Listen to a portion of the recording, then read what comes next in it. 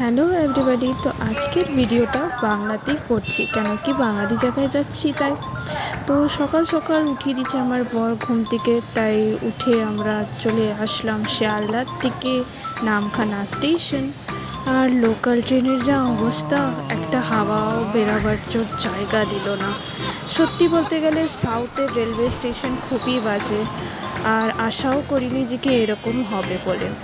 যাই হোক, এসেই তো দুজনে স্নান করতে চলে গেল, তো একটু রিল্যাক্স মোড তো দরকার, তাই আমরা একটু রিল্যাক্স সুইমিং পুলে করতে গেলাম। বাই ট্রেন, বাই কার ইয়া বাই বাসও যেতে পারেন, বাট জলদি পৌঁছাতে গেলে ট্রেনেই আপনাকে আসতে হবে। বকখালি পৌঁছে জলে তো আশেপাশেও নেই, কেন বিকালে এখানে জলই আসে না, সব দূরে দূরে।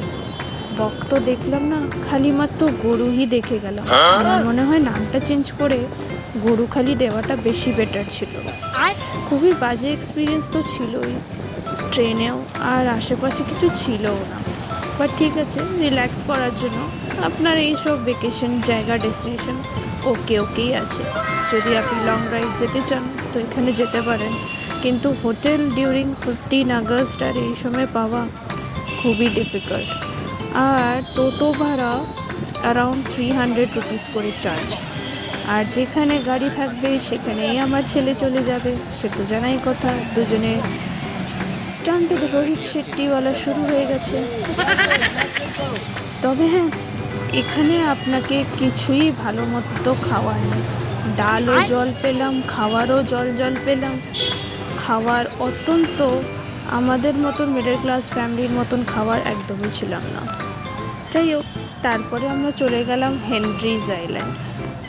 এই জায়গাটা নাকি বলে হেনরিজ আইল্যান্ড, যেটা কি কাঠের উপরে ব্রিজ থেকে চড়তে হয়। চড়লাম তো ঠিকই, কিন্তু যা জল পেলাম। কিন্তু হ্যাঁ, এই যে জায়গাটা, এটার ফটোজেনিক হচ্ছে। আপনারা যদি ফটো তুলতে চান এই ডেস্টিনেশনটা খুবই ভালো হচ্ছে।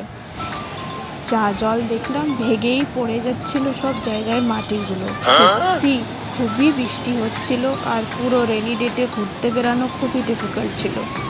বাট যাই হোক, একটু ঘুরু না করলে মনটা যে ভালো হয় না সেটা কে বলবে। চারিপাশে খালি জঙ্গলই দেখলাম। তারপর আমরা চলে গেলাম ফিশিং ইয়ার্ডে। এখানে আপনি ফিশিং করতে তো পারবেন না, কিন্তু ফিশারম্যানদেরকে দেখতে পারবে।